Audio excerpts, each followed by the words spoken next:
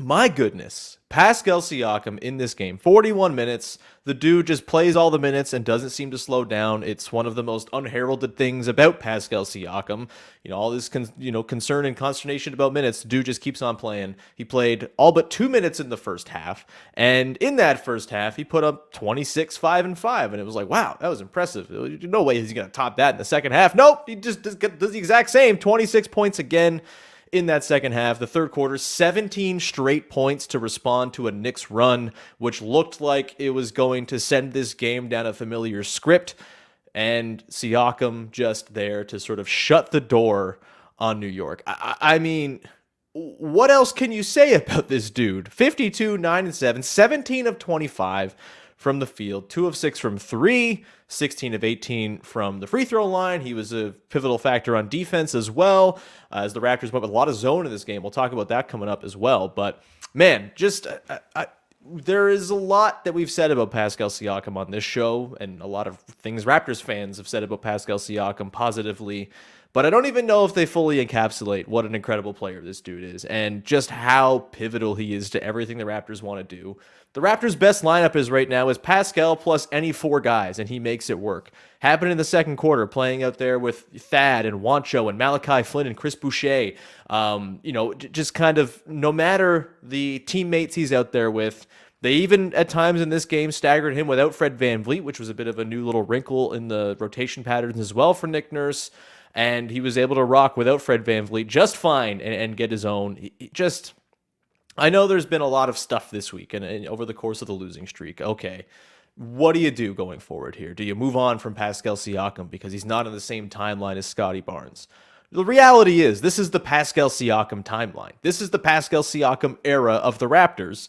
And as great as Scotty Barnes figures to potentially be one day, he was certainly not that tonight. We'll get to that later on in the bad section of the good, the bad, and the As much as Scotty Barnes is pivotal to the future of the team, this is Siakam's time, and it should be on the front office to be maximizing what they have in this guy. He's unbelievable. He's one of the best players in the NBA.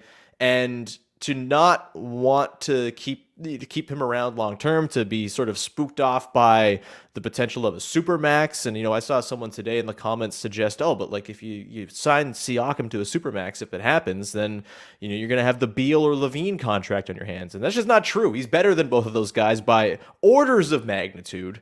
He's incredible. He can be an offense unto himself. Obviously, for the team to have real results, he's going to need help, and he got some help tonight, and that was fantastic.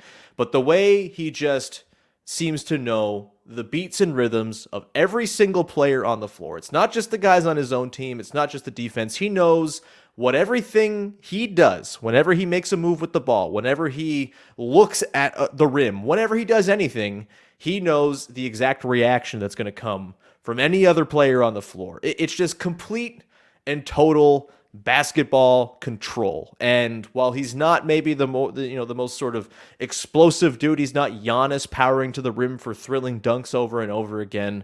He is every bit a superstar. He is every bit a guy that you keep your team together to build around. And tonight I think was just like a wonderful reminder of that, and the timing of it for him to break the losing streak with his individual brilliance. To me, that just speaks to, the exact type of guy that he is, the exact reasons why the front office, why Masai Ujiri in the offseason said, that's a dude you go to war with. I'll have that guy on my team any day. And for me, like, you even look up and down the roster, you look at Scotty Barnes, for example, really struggling right now, having such a difficult time with the speed of defense in the NBA and having a lot of growing pains, as is to be expected. Tonight was one of his worst games, and again, we'll get into it later, but to have that dude playing underneath the tutelage of Pascal Siakam, I don't know how that doesn't make you feel good about the long-term prospects, because Siakam is living proof that, like, the work pays off, the work matters, and the work he's put in to become this level of player, the guy who can just go off from mid-range because the rim is being walled off by Mitchell Robinson, and Julius Randle had himself a pretty nice defensive game, I guess, considering he was guarding Pascal and allowed him to go for 52, maybe not that nice, but like around the rim, he was a deterrent, as was Mitchell Robinson, as was Isaiah Hartenstein. the Knicks, pretty good defensive team all told, and yet whatever they threw at him, he was able to counter it. The pull-up mid-range game is just such an added element to what he's doing this season. I'm sure the numbers will go up significantly after this game. I'm just going to try to find it right here on the fly, see where he's at from the various spots in the mid-range. But we know that it's just a total new repertoire from him. He's at 37% right now between 16 and 16 feet in the 3-point line. He's at 44% from 10 to 16 feet. And that's going to go up after this one. He was just unbelievable. Didn't matter where the Knicks funneled him to, what spots they wanted him to go to. He was burying it. And you factor in the playmaking as well.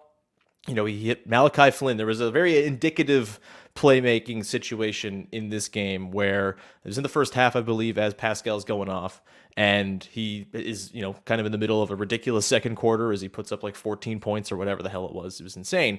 I think he ended up with 17 in the quarter, actually. But he had been drawing the attention of the Knicks nonstop for good reason, and then all of a sudden he can kick into playmaker mode when the defense collapses even further. You leave a Malachi Flynn wide open on the wing. He's finding him for those shots. There were a couple turnovers here and there you would like back, probably. Actually, just one turnover. Wow.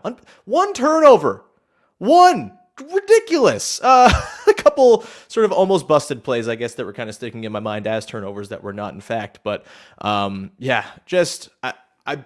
without words. If you don't think Pascal Siakam is the dude you kind of build this team around going forward, I don't know. Maybe I'm just speaking to a particularly insane subset of the fan base. But if you can watch Pascal Siakam night to night, see what he does, see him put in, again, one of the best single Raptors performances that we've ever seen, considering the circumstances, how necessary that win felt as well. The difference between 14 and 18 as opposed to 13 and 19 just feels absolutely massive. And Siakam is the reason that they're at 14 and 18 and seem to maybe have a glimmer of hope here. Schedule's still hard. The work's not all done in one shot here. There's plenty of stuff to work on, of course, for this team.